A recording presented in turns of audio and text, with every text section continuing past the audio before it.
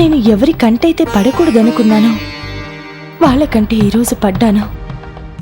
నేను పాప కోసం మళ్ళీ స్కూల్ దగ్గరికి వస్తానని ఖచ్చితంగా అక్కడే కాపు కాస్తుంటారు. మనం ఎలాగో కారులో వెళ్తున్నాం కాబట్టి స్కూల్ దగ్గరికి వెళ్ళగానే నువ్వు కారులోనే కూర్చో. నీకోసం ఎవరైనా వచ్చారో లేదో చూడు. ఎవరైనా ఉంటే వెనక్కొచ్చేద్దు గాని. ఈ స్కూల్ దగ్గరే భార్గవి ఒక పాపను డ్రాప్ చేసింది. మళ్ళీ లంచ్ బాక్స్ తీసుకుని తప్పకుండా వస్తుంది. కనిపించగానే లాగి సుమ్ములో పడేయండి.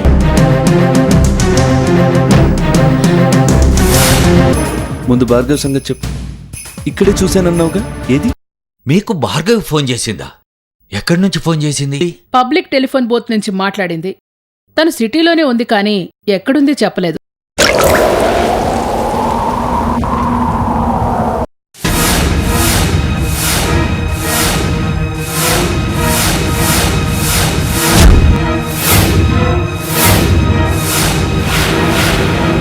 ఈ అమ్మాయి మీ అమ్మాయా? అవును ఇన్స్పెక్టర్, మా అమ్మాయి మీకు తెలుసా? మీ అమ్మాయి పేరు? గాయత్రి.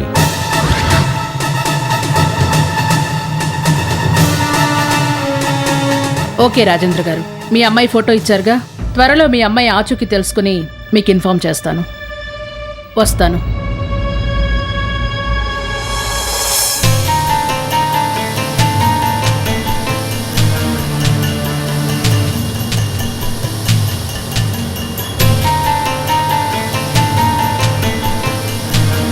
నమ్మసఖ్యంగా లేదే. ఈమె చిరంజీవి అంకుల్ కూతురు హారిక కదా. మరి రాజేంద్ర గారేంటి గాయత్రి అంటున్నాడు?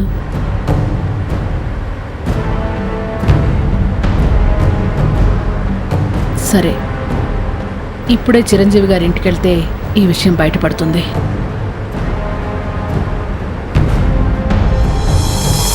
చెప్పవే, ఏదో అర్జెంటుగా మాట్లాడాలి రమ్మన్నా.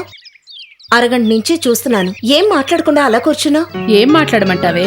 నువ్వు ఆల్రెడీ డెసిషన్ తీసేసుకున్నావు కదా, ఇంకేం మాట్లాడమంటావు? అంటే ఏంటి నీ ఉద్దేశం? ప్రేమించడం తప్ప, ప్రేమించినోడిని పెళ్లి చేసుకోవడం తప్ప?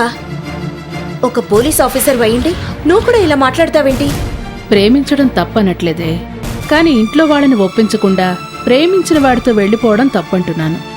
అంకుల్ నీతో ఎప్పుడూ ఒక తండ్రిలా ఉండడం నేను చూడలేదు. ఒక ఫ్రెండ్లా ఉంటారు. ఒకసారి మనసు విప్పి మాట్లాడితే సమస్య పరిష్కారం అవుతుంది కదా. లేదు మధు, నేను అన్ని రకాలుగా ప్రయత్నించి చూశాను, కానీ డాడీ నా మాట వినట్లేదు. ఈ తల్లిదండ్రులంతా ఇంతే. పిల్లల్ని ప్రాణం కంటే ఎక్కువగా ప్రేమిస్తారు. వాళ్ళకు కావాల్సినవన్నీ ఇస్తారు. ఫ్రెండ్స్ కంటే ఎక్కువగా చూస్తారు. కానీ వాళ్ళు ప్రేమించుకున్నారు, పెళ్లి చేసుకుంటారని తెలియగానే శత్రువుల్లా చూస్తారు. ఏమన్నా అంటే 18 ఏళ్లు పెంచిన మా ప్రేమ గొప్పదా, 10 నెలల క్రితం పుట్టిన మీ ప్రేమ గొప్పదా అని అడుగుతారు. రెండు కళ్ళలో ఏ కన్ను ముఖ్యం అని అడిగితే ఏం చెప్తాం? పెద్దవాళ్ళుగా వాళ్ళే అర్థం చేసుకోవాలి. నీ బాధ నాకు అర్థమైంది హారిక, కానీ ఒకసారి మీ మమ్మీ గురించి కూడా ఆలోచించు. నువ్వు దూరం అయితే అస్సలు తట్టుకోలేదు. అసలు నువ్వు లేని ఆ ఇంటిని ఊహించుకోవడం నాకే కష్టంగా ఉందే, ఇక మీ మమ్మీ తట్టుకోగలదా? ఈ ఆలోచన మా డాడీకి ఉండాలి మధు. నేను ప్రేమించిన వ్యక్తి లేకపోతే నేను ఉండలేను, నేను లేకపోతే మమ్మీ ఉండలేదు. ఇవన్నీ తెలుసు కూడా డాడీ నాకు ఇష్టమైన వ్యక్తితో పెళ్లి చేయడానికి ఎందుకు ఇష్టపడటం లేదు? అయినా నా సంతోషం కంటే ఆయనకైన పరువు ప్రతిష్టలే ఎక్కువైపోయాయి. ఏదో ఒకరోజు పరువు ప్రతిష్టల కంటే నా సంతోషమే ముఖ్యమైన విషయం ఆయనకు అర్థమవుతుంది. మళ్ళీ ఆ రోజు ఇంటికి వస్తాను, అప్పటి వరకు రాను. నేను కోరుకున్న వాడిని పెళ్లి చేసుకుని అమెరికా వెళ్ళిపోతున్నాను. కన్న తండ్రి ఎలాగో నన్ను అర్థం చేసుకోలేదు. ప్రాణ స్నేహితురాలుగా కనీసం నువ్వన్నా అర్థం చేసుకో.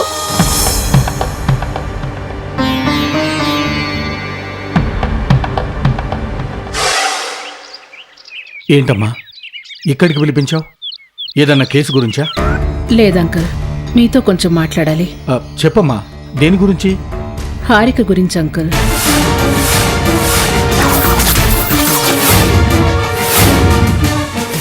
ఈరోజు నేను చూసిన విచిత్రం గురించి చెప్తే మీరు నిజంగా ఆశ్చర్యపోతారు.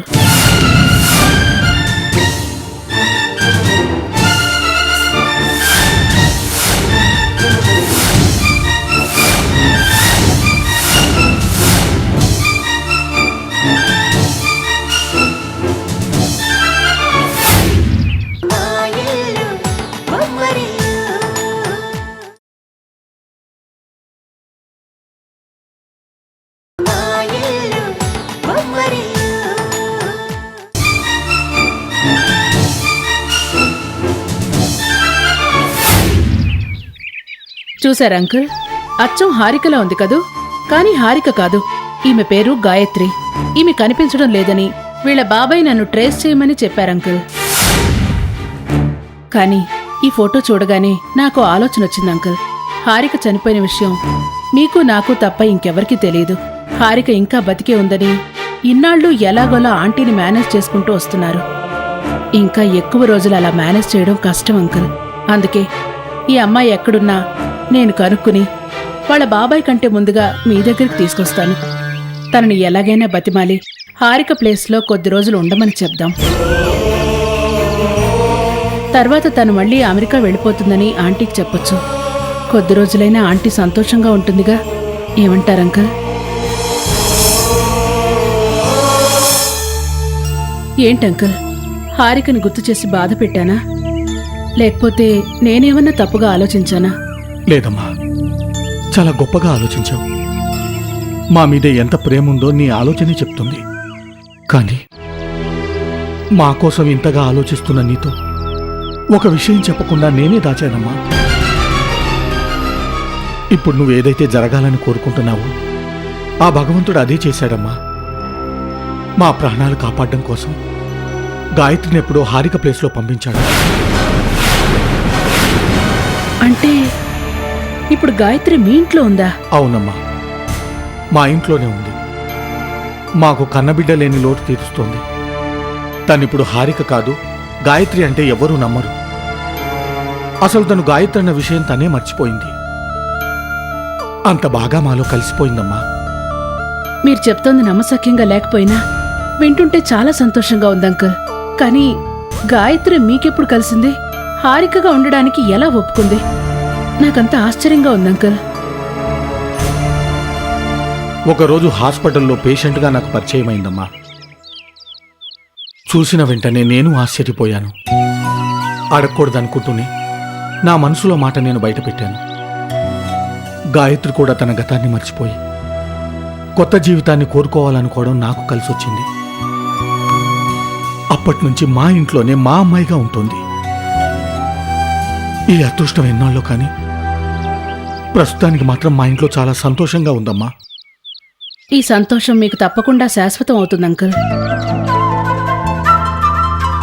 మీకు శాశ్వతమైన సంతోషాన్ని ఇవ్వాలన్న ఉద్దేశంతోనే భగవంతుడు మీకు ఇలాంటి అద్భుతమైన అవకాశం ఇచ్చాడు అంకుల్. అంకుల్, నాకు వెంటనే గాయత్రిని, అదే హారికని చూడాలనుంది. ఇంటికి వెళ్లి తనని పలకరించొస్తాను. ఇప్పుడు నాకు నా ప్రాణ స్నేహితురాల్ని మళ్లీ కలుసుకోబోతున్నంత ఆనందంగా ఉంది. వస్తానంకుల్.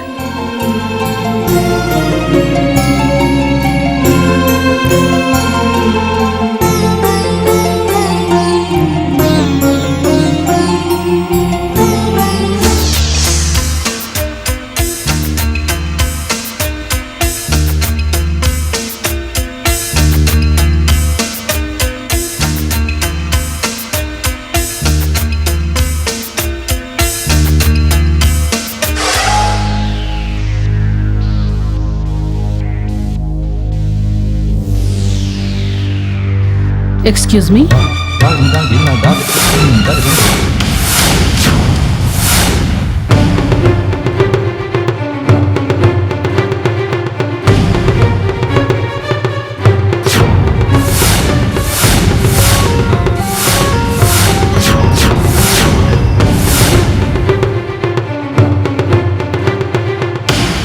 అచ్చుకుద్దినట్టు హారికలాగానే ఉందే.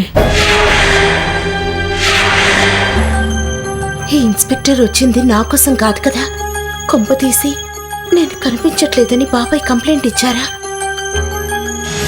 వచ్చావా? ఏంటి నీకు కొంచెమైనా సిగ్గుందా? ఈ ఆంటీ దగ్గరికి వచ్చి ఎన్ని రోజులైంది? పోలీస్ డ్రెస్ వేసుకున్నాక అందరినీ మర్చిపోయావా? అబ్బా లేదంటీ, పోలీస్ జాబ్ అంటే ఎలా ఉంటుందో తెలుసు కదా. క్షణం కూడా తీరికుండడం లేదు. పొద్దున్న లేచిన దగ్గర నుంచి కేసులు గొడవలతోనే సరిపోతుంది. ఎప్పటికప్పుడు వద్దామని అనుకుంటున్నాను, కానీ కుదరడం లేదంటీ. ఇన్నాళ్ళు కుదరలేదు, మరిప్పుడెలా కుదిరిందే? నీ ఫ్రెండ్ అమెరికా నుంచి వచ్చిందని తెలియగానే వచ్చేసావు కదూ. చూసావమ్మా, నీ పెళ్లికి ముందు ఒక్క క్షణం కూడా మా నిల్లు వదిలి ఉండేది కాదు. నువ్వు అమెరికా వెళ్ళిన తర్వాత కనీసం ఒక్కసారి కూడా ఇంటికి రాలేదు తెలుసా? ఇదిగో మళ్ళీ నువ్వు వచ్చావని తెలియగానే ఇప్పుడు వచ్చింది. దీనికి నువ్వే కావాలి కానీ మేమెవరూ అక్కర్లేదు. అబ్బా ఆంటీ, మీ నిష్ఠూరాలు ఆపుతారా?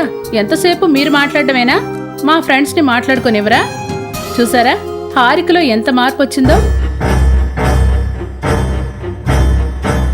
నేను కనిపించగానే గుక్క తిప్పుకోకుండా మాట్లాడేది, ఇప్పుడు కనీసం ఒక్క మాట కూడా మాట్లాడడం లేదు. ఏ హారిక, అమెరికా వెళ్ళాక పూర్తిగా మారిపోయావా?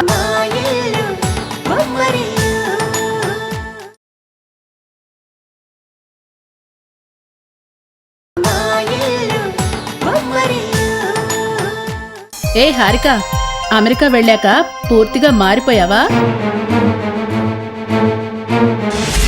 ఇదేం మారలేదు, నువ్వే మారిపోయావు. ఇదొచ్చి 4 రోజుల పైనే అయ్యింది. నువ్విప్పుడు చూడ్డానికి వస్తే ఇంకేం మాట్లాడుతుంది? ఈవిడతో నువ్వెలా వేగుతున్నావే? ఇక్కడే ఉంటే మనల్ని మనస్ఫూర్తిగా మాట్లాడుకోనివ్వదు గాని పద, అలా బయటకెళ్ళి మాట్లాడుకుందాం. ఇప్పుడెక్కడికి వెళ్తారు? ఎక్కడికి వెళ్తే నీకెందుకు? చదువుకునేటప్పుడు ఎలాగో బయటకు పంపించదానివి కాదు, కనీసం ఇప్పుడైనా వెళ్ళొద్దా? ఫ్రెండ్స్ మాట్లాడుకునే విషయాలు చాలా ఉంటాయి. ఏమే, మనం ఇక్కడే ఉంటే మనల్ని మాట్లాడుకోనివ్వదు. పద, అలా సరదాగా బయటకెళ్ళొద్దాం. నువ్వేంటి అలా చూస్తున్నావు? నువ్వేవి టెన్షన్ పడకు. బయట అడ్డమైన గడ్డేం తినకండి. ఇద్దరూ కలిసి భోజనానికి ఇంటికి వచ్చేయండి. సరే పద రా.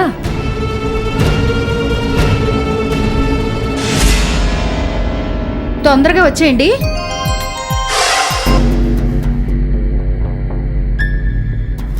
పద.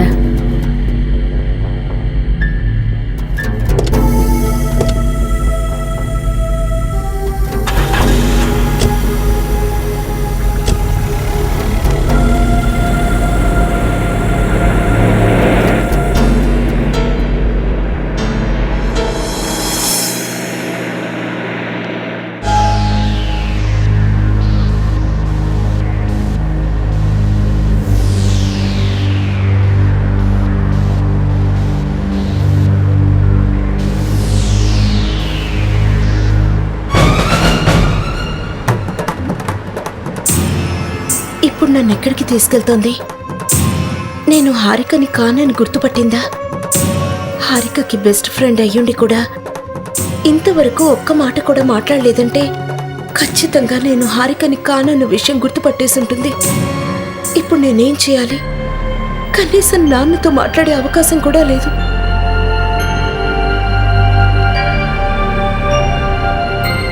డ్రైవర్, కారాపు.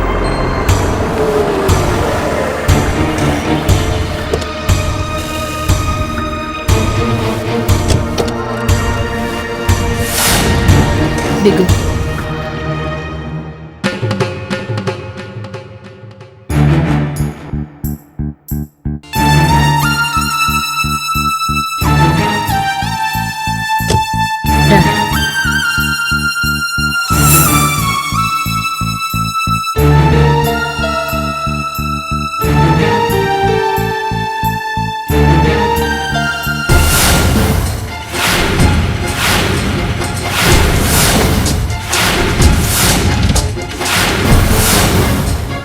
నువ్వు హారికవి కాదు కదూ? నీ పేరు గాయత్రి. మీ ఇంట్లో వాళ్లకు చెప్పకుండా పారిపోయి వచ్చి ఇక్కడ హారికలా ఉంటున్నావు కదూ?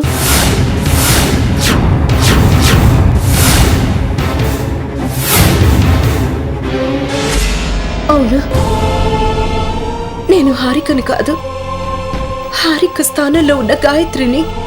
కానీ నేనెవరినో మోసం చేయాలని హారిక స్థానంలోకి రాలేదు. దయచేసి నన్ను ఒక దోషిలా చూడొద్దు.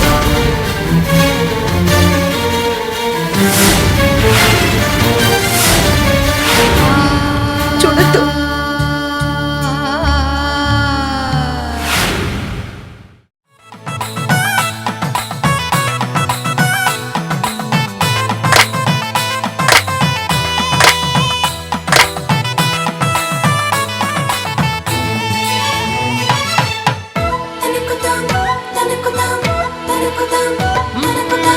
ఎక్కడిదో అల్లరి గాలి సరదాగా